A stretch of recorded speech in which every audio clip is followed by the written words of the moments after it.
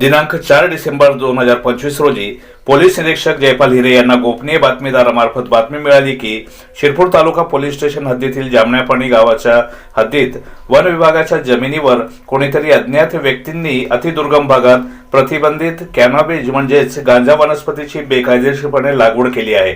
सदरच्या ठिकाणावरून मुद्देमाल जप्त करून आणणे शक्य नसल्याने पोलीस निरीक्षक जयपाल हिरे यांनी NDPS कायद्यातील कलम 52A च्या तरतुदीचा वापर करून माननीय मुख्य न्यायदंडाधिकारी जिल्हा सत्र न्यायालय धुळे यांच्याकडून कार्यकारी दंडाधिकारी यांची नेमणूक करून घेत पंचनामा केल्यानंतर जागेवरच गांजा शेती नष्ट करण्याचे आदेश प्राप्त करून घेतले।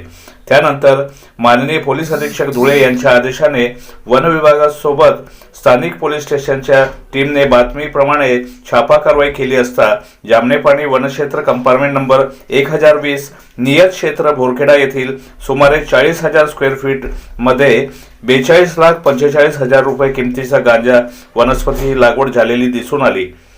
तेथील सर्व कायदेशीर प्रक्रिया पूर्ण करून कार्यकारी दंडाधिकारी यांच्या निर्देशाने मुद्देमाल जागेवरच नष्ट करण्यात आला।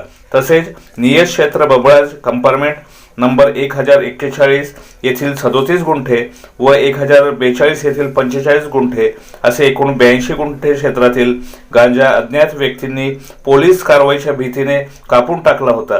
सदर गांजाचे अंदाजे वजन 1276 किलोग्राम असून किंमत 63,80,000 आहे। तो देखील पथकाने जाळून नष्ट केला आहे। याप्रमाणे संपूर्ण कारवाईत वन विभागाच्या हद्दीतील 1,22,000 स्क्वेअर फीट जागेतील अंदाजे 1,06,25,000 रुपये किमतीचा मुद्देमाल नष्ट करण्यात आला। त्यातील 849 हा कार्यकारी दंडाधिकारी यांचे समक्ष नष्ट केल्याने त्याबाबत पोलीस स्टेशनला अज्ञात व्यक्तींविरुद्ध पोलीस हेड कॉन्स्टेबल सागर ठाकूर यांनी फिर्याद दिल्याने शिरपूर तालुका पोलीस ठाणे येथे NDPS ॲक्टच्या विविध कलमान्वये गुन्हा दाखल झाला असून गुन्ह्याचा तपास police sub inspector Sunil Vasave करीत आहे।